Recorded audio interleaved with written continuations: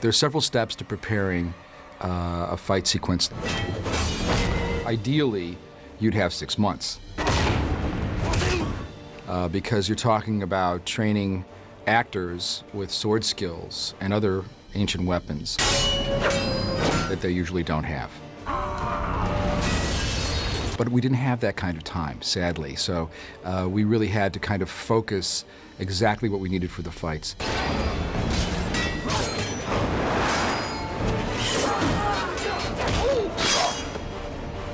First of all, every fight tells a story. I try to know as a director what I'm going for theatrically, within the storyline, within the characterizations. I need to know the subtext of the fight so I can communicate it to the actors, and it's going to make a difference in how we stage the fight. I also need to know the action hooks. You know, what's going to make this fight special? What's the climax of the fight going to be? Now we got to drive you that way with it. Then where's the sweep kick? Right here. Right there, bang. Right. All right, good. Then I'm left with this arena for this whole snake thing. So the second kick's going to back you off even farther. And we're going to fence over the cobras. So first of all, it's concept. Then we go into general training for sword skills, but then we go into very specific training of moves for the concepts of those scenes, and then very specific honing of that fight to work with the character's strengths and extra training to get those things we don't have. We trained very hard on the fights. You know, right from the very beginning, I was training 3-4 times a week, you know, working to kind of get our basic fundamental techniques together so that, you know, when they bring in fight moves and they change the fights and they re-coordinate them and choreography changes, you know, we're able to adapt very quickly.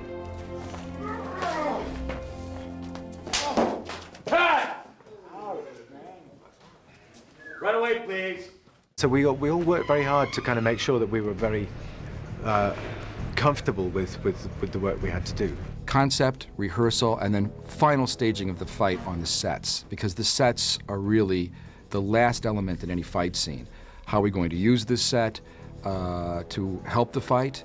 What are the set's limitations? All those rehearsals in gymnasiums and warehouses suddenly have to be adapted for the space we have with our camera, with our lighting, and with the set itself, and whatever the surprise limitations might be of that set. So we try to do our final rehearsals on the weekends and really start to incorporate the levels of the set and the set pieces. And I tried to build as much of that in because it gives the fight different dimensions. The progress is all about homework and ultimately about the passion of the fight and creating safety. When we're swinging these 25-pound weapons around, even though the edges are dulled, someone can really get hurt. So we need to carefully choreograph these and very literally choreograph them as you would a dance scene. We'll go through and block the key points, and I'll rely on my stunt coordinators and sword masters to further inspire me blow by blow. Well, the funny thing is that I did most of my fight choreography with Albert Leong, who's the fight coordinator, who's small. And it wasn't until the first day of the shooting that I actually crossed swords with The Rock, which was kind of weird because I'd got used to hitting somebody who's 5'7", and all of a sudden I'm looking up at this guy who's 6'3", and it was quite a strange thing. And also he has a different, I mean, he wields his sword much heavier than, you know. It was good fun. I mean, we both really enjoyed it, and I hope that is reflected in the fights because we've really worked hard to make them as authentic as we can. Our sword master was Al Leon, who you'll recognize if you watch the archery scene where Memnon catches the arrow. That's Al shooting the arrow.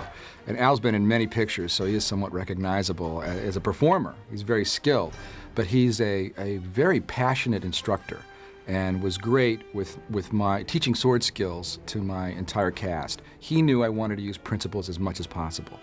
And he was quite dedicated to that, and I thought inventive. Also, Andy Chang was one of our fight coordinators who works a lot with Jackie Chan. And Andy, he's got a different style that I was able to incorporate that is very, very fast And I actually had to slow Andy down a little bit because I don't want to see The Rock and Michael Clark Duncan doing the fast Jackie Chan slaps. I want to see these big men do follow through. They're great, legendary characters. They're powerful men in real life. So we had to incorporate some of Andy's style and yet make it a little bit bigger than life than some of the things he's done. The combination of those two men, and Billy Burton, our second unit director, who's a great traditional action director and coordinator, stager, I think brought out the best of the range of action I wanted to do to make sure each fight had its own personality and its own style and its own challenges.